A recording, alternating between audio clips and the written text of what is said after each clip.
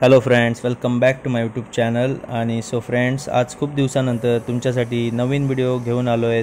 तो म्हणजे आमच्या छोट्याशा वेंगुर्ला गावातील नारळी पौर्णिमेचा सण कसा साजरा केला जातो तो मी तुम्हाला आज ह्या व्लॉगद्वारे दाखवणार आहे. सो हा व्हिडिओ तुम्ही शेवटपर्यंत पहा आणि माझ्या चॅनलवरती नवीन असाल तर नक्की लाईक करा आणि सबस्क्राईब करायला विसरू नका मित्रांनो.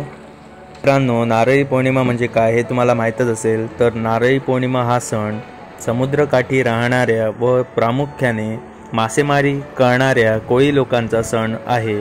तर पावसाळ्यात समुद्र प्रचंड प्रमाणात खवळलेला असतो.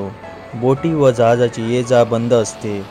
त्यामुळे ह्या दिवशी समुद्राची पूजा म्हणजे नारळी पौर्णिमा ही साजरी केली जाते. कारण त्या पूजेद्वारे आपल्या ज्या जहाज असतात व बोटी असतात त्यांना सुरक्षित आपल्या घरी परत येता यावं त्यासाठी ही पूजा केली जाते. आणि त्या पूजेद्वारे समुद्राला एक नारळ पण अर्पण केला जातो.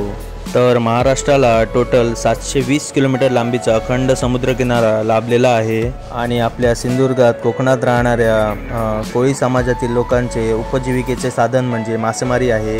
ते लोक श्रावणी पौर्णिमेला नारळी पौर्णिमा असेही म्हणतात. नारळी पौर्णिमेचा अर्थ म्हणजे नारळी म्हणजे नारळ आणि पौर्णिमा म्हणजे पौर्णिमेचा दिवस असे हे दोन्ही शब्द एकत्र करून नारळी पौर्णिमा असा हा शब्द तयार केलेला आहे.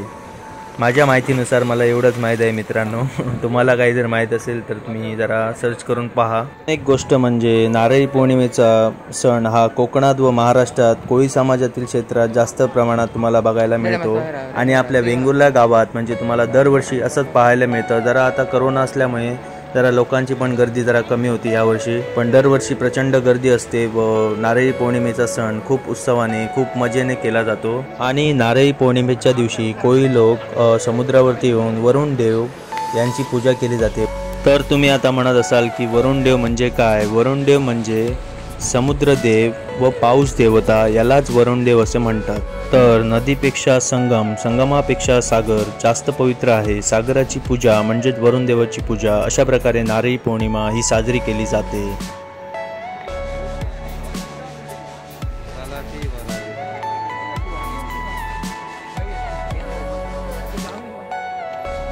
तर अशा प्रकारे भटजींकडे जाऊन वरुण देवाची पूजा त्या नारळाकडे करून घेतात आणि तो नारळ समुद्राला अर्पण केला जातो. तर नारळ अर्पण करायचे खास कारण म्हणजे नारळ हे एक शुभसूचक असल्यामुळे नारळ हा अर्पण केला जातो. अशा प्रकारे नारळी पौर्णिमेचा सण हा महाराष्ट्रात आणि कोकणात संपूर्ण जिल्ह्यांमध्ये अशा प्रकारे कोळी समाजात मनवला जातो.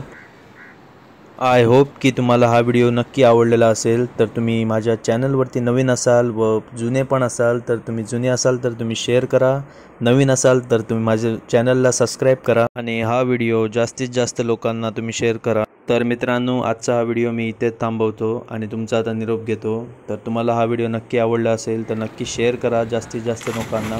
आणि परत आता भेटूया नेक्स्ट व्हिडिओमध्ये. So stay tune guys, keep watching, keep supporting. Thank you so much.